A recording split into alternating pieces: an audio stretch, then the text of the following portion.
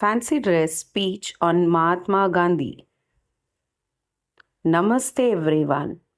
Can you guess who am I? I wore simple clothes, carried a walking stick, and believed that truth and non-violence are the greatest weapons. Yes, I am Mahatma Gandhi, lovingly known as the father of our nation. I was born on 2nd October 1869 in Porbandar. I believe that even the strongest battle can be won without violence. That is why I led movements like Salt March and inspired millions of Indians to fight for freedom through peace and truth. I spun the chakra, wore khadi, and encouraged everyone to become self reliant.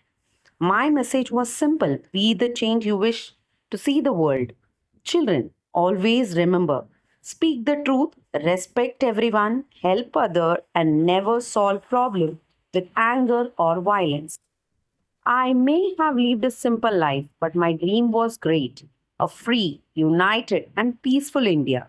I am Mahatma Gandhi, and my life reminds us that truth, kindness, and courage can change the world.